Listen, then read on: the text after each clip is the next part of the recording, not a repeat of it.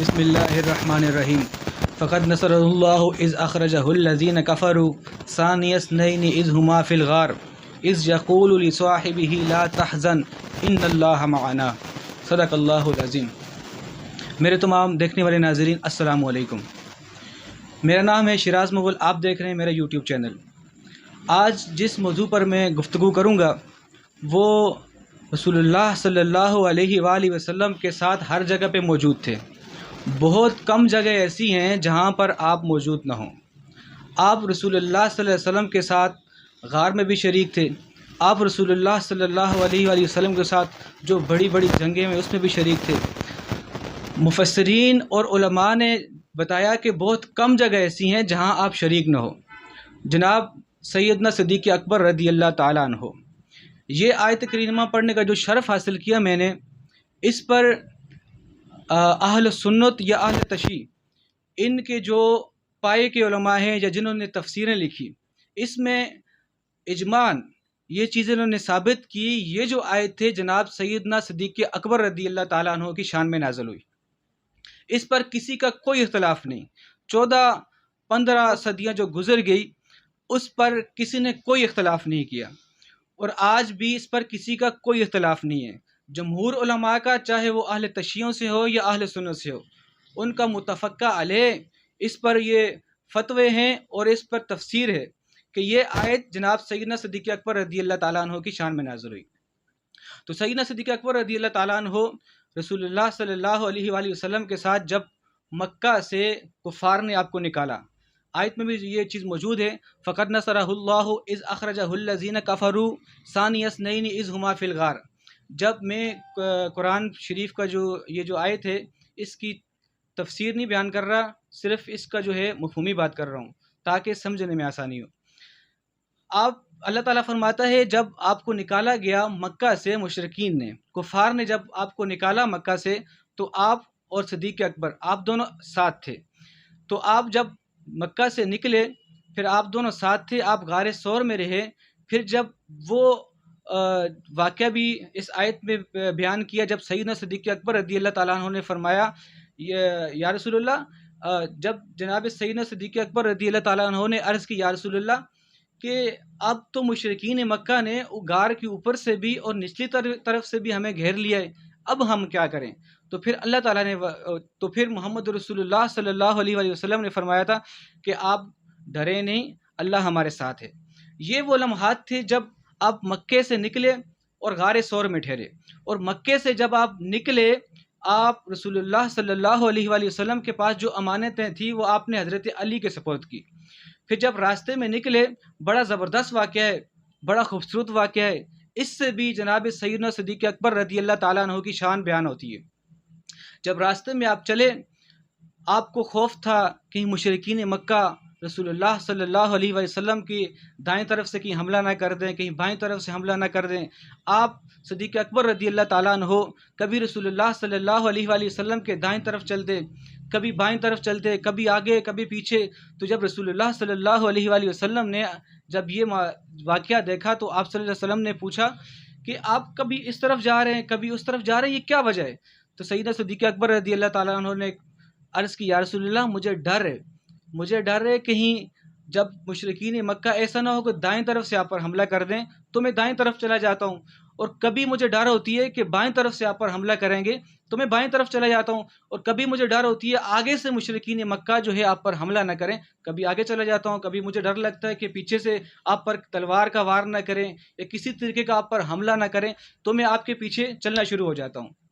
تو یہ بڑا زبردست اور پیارا واقعہ تھا جو غار ثور پہ جا کے اختتام پذیر ہوا۔ اکبر رضی اللہ تعالیٰ عنہ غار کے اندر تشریف لے کے گئے، اور سب سے پہلے آپ نے غار کی صفائی کی،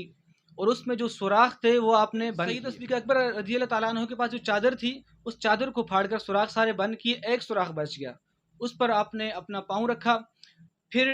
وہ بہت زبردست لمحہ تھا جب رسول اللہ صلی اللہ علیہ وآلہ وسلم نے پھر اپنا سر مبارک جناب سیدنا صدیق اکبر رضی اللہ تعالیٰ عنہ کی گود میں رکھا۔ بہت ہی حسین لمحات ہوں گے، میں یہ سمجھتا ہوں شاید ہی صدیق اکبر رضی اللہ تعالیٰ عنہ کے اس دور میں اس سے اچھا کوئی لمحہ ملا ہو۔ اور آپ نے یہاں تک کہ اپنا کرتا نکال کر اپنے گود میں رکھا تاکہ آپ صلی اللہ علیہ وآلہ وسلم اس پر سر رکھیں۔ پھر یہ بڑا پیارا واقعہ تھا جس کو علماء نے مختلف طریقے سے لکھا، اور اس واقعے جو ہے بڑی تفصیل میں اگر جائے بندہ تو بہت زیادہ ٹائم چاہیے، تو میں نیکسٹ آگے دوسرے واقعے کی طرف بڑھتا ہوں۔ جب ٹائم گزرتا گیا، جب رسول اللہ صلی اللہ علیہ وآلہ وسلم دنیا سے تشریف لے گئے، پھر جناب سیدنا صدیق اکبر رضی اللہ تعالیٰ عنہ کے خلافت کا دور آیا، جو کہ کم و بیش آپ نے 2 سال تک خلافت کے امور سر انجام دیے۔ اس خلافت کے دور میں ایک بہت ہی زبردست واقعہ جو آج کے حکمرانوں کے لیے بھی اگر وہ سنیں اور اس پر عمل کریں، میرے لیے میں سمجھتا ہوں کہ بہت زبردست واقعہ، اگر اس کو دیکھیں، پڑھیں اور سنیں اور اس پر عمل کریں۔ جناب سیدنا صدیق اکبر رضی اللہ تعالیٰ عنہ جب خلافت کے امور سر انجام دے رہے تھے تو راتوں کو وہ اٹھتے تھے، راتوں کو وہ جاگتے تھے، جا کے دیکھتے تھے کہ رات کو کوئی سویا نہ ہو۔ پھر ایک دن ایک ایسا واقعہ پیش آیا، حضرت عمر ایک بوڑھی عورت تھی، اس کے گھر پہ جا کے صفائی کرتے، برتن دھو کے واپسی آ جاتے تھے۔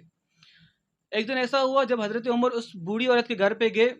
تو وہ برتن بھی دھوئے ہوئے ہیں، صفائی بھی کی ہوئی ہے، ستھرائی بھی کی ہوئی ہے، تو حضرت عمر پریشان ہو گئے تھے۔ تو آپ پھر دوسرے دن صبح آئے اور وہ ایک کونے میں بیٹھ گئے۔ پھر تھوڑی ہی دیر کے بعد دیکھا جناب سیدنا صدیق اکبر اس دروازے کے اندر انٹر ہوتے ہیں۔ اب یہ اس وقت جناب سیدنا صدیق اکبر رضی اللہ تعالیٰ عنہ وہ وقت کے خلیفہ تھے، اور وہ اندر داخل ہوئے، انہوں نے برتن دھوئے اس بوڑھی عورت کے گھر پہ، دھو کے جب واپسی نکلنے لگے تو حضرت عمر فاروق رضی اللہ تعالیٰ عنہ نے ان کو پکڑ لیا اور کہنے لگے مجھے پتا تھا اور مجھے شک تھا آپ بھی ہو سکتے ہیں جو اس طرح کے کام کرے۔ اب یہ وقت کے خلیفہ ہیں اور وقت کے حکمران ہیں، اور آج ہم اپنے حکمرانوں کو دیکھیں، ہم اپنے حکمرانوں کا لائف سٹائل دیکھیں۔ ابھی جو گزشتہ بارشیں ہوئیں، ہمارے حکمران اپنے آفس میں، اپنے گھروں میں 2 اے سی لگا کے سو رہے ہیں، سکون کی نیند سو رہے تھے، جبکہ کراچی کے اندر رہنے والے وہ لوگ غریب غربا جو جھونپڑیوں میں رہنے والے، وہ کئی دنوں تک سوئے نہیں، ان کے بچے راتوں کو نہیں سوئے، ان کے گھر کی عورتیں رات کو نہیں سوئی، کیونکہ پانی کم سے کم 3-4 فٹ ان کے جو جھونپڑیاں تھیں وہاں گیا ہوا تھا۔ تو یہ حکمرانوں کے لیے لمحہ فکریہ ہے، آج نہیں تو کل، کل نہیں تو پرسوں حکمرانوں نے بھی مرنا ہے۔ جاتے ہوئے سکندر نے بھی حکمرانوں کو یہ پیغام دیا تھا کہ میں جب دنیا سے جا رہا ہوں تو دونوں ہاتھ خالی لے کے جا رہا ہوں۔ تو آنے والے حکمران ہوں یا گزشتہ حکمران ہوں یا جو حکمران گزر گئے، ان کے لیے لمحہ فکریہ ہے کہ وہ کس طرح کی حکومتیں کر رہے ہیں۔ آپ ذرا سیدنا صدیق اکبر رضی اللہ تعالیٰ عنہ کی حکومت کا معائنہ کریں تو آپ کو احساس ہوگا کہ عوام کا اور رعایا کا، اگر کوئی غریب عوام ہے یا غریب رعایا ہے، ان کے ساتھ چلنا کس طریقے سے۔ خود رات کو بندہ 2 اے سی سر پہ لگا کے سوئے، جو ہمارے پی ایم ہاؤس کا آفس ہے ان کے سر پہ 2 اے سی لگے ہوتے ہیں کہ کہیں خرابی نہ ہو جائے، اور ہمارے جو غریب لوگ رہ رہے ہیں جھونپڑیوں میں، بارشوں کی وجہ سے یا ہوا کی وجہ سے یہ لوگ رات کو سو نہیں سکتے۔ تو اس میں سب سے زیادہ جو میسج ہے حکمرانوں کے لیے کہ وہ سیدنا صدیق اکبر رضی اللہ تعالیٰ عنہ کی سیرت کو پڑھیں اور ان سے سیکھیں کہ حکومتیں کیسے کرنی ہیں۔ اور میرے سیدنا صدیق اکبر رضی اللہ تعالیٰ عنہ کی یہ شان ہے،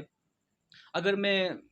گھنٹوں اس پہ گفتگو کرتا رہوں یا ان کے واقعات بیان کرتا رہوں تو میرے خیال سے میں اس کو صحیح تفصیل سے بیان نہیں کر سکتا۔ تو بالآخر سب اس میں جو بہت زبردست بات میں حکمرانوں کے حوالے سے بتائی، تو وہ بھی سوچیں اور عوام بھی سوچیں، جو غریبوں کے ساتھ کوپریٹ نہیں کر سکتی وہ بھی اس چیز پر سوچے اور فکر کرے۔